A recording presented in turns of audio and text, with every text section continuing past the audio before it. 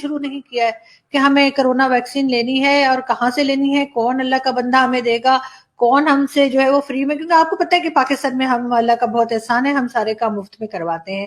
ہم انڈیا کی طرح پیسے ضائع کرنے کے بالکل حق میں نہیں ہیں, اور اسی وجہ سے ہمارا ملک روز آپ کو پتہ ہے کتنی زیادہ ڈیولپمنٹ ہوتی ہے, کتنے زیادہ بڑے بڑے پروجیکٹس ہمارے کنٹری میں لوگ لے کر آتے ہیں, پوری دنیا جو ہے وہ ہمارے پیچھے پڑی ہوئی ہے. اگر ہم جیسے بھی بات کریں, ہمارا ایک ملائیشیا والے ویسے بڑے خراب ہیں نا, میں تو کبھی بھی ملائیشیا نہیں جاؤں گی, میں نے یہ سب فیصلہ کر لیا, پوری دنیا میں گھوموں گی لیکن ملائیشیا نہیں جاؤں گی. یہ کوئی طریقہ ہے ان کا؟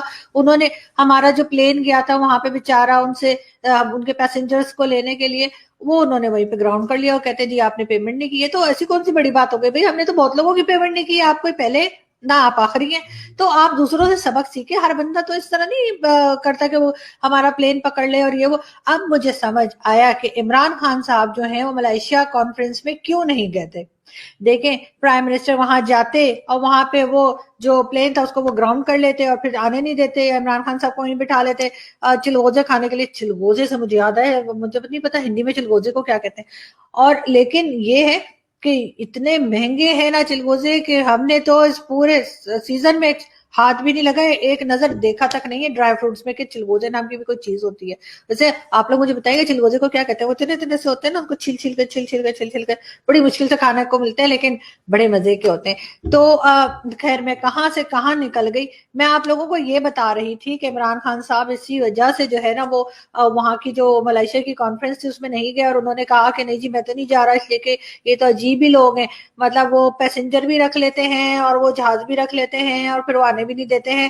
مطلب یہ محبت نہیں ہے ان کی, یہ ایک سیلفشنس ہے, ایک عجیب سی حرکت ہے نا کہ دیکھیں پیسے نہیں دیے تو کیا ہو گئے, دے دیں گے, کون سے بھاگے جا رہے ہیں, کنٹری لے کے کہاں بھاگ جائیں گے ہم لوگ. لیکن نہیں, بس کچھ لوگ ہوتے ہیں اس طرح کے. اور اگر ہم اپنے جو ہمارے فورن منسٹر صاحب ہیں شاہ محمود قریشی صاحب, اگر ان سے ہم پوچھیں کہ جی شاہ صاحب بتائیے نا بھلا یہ ملائیشیا نے کیا کیا, اور ہمارا تو پلین ہی روک لیا اور ہمیں تو کہا کہ جی آپ نے پیمنٹ نہیں کی ہے, وہ جو لیز پہ آپ نے جہاز خریدے.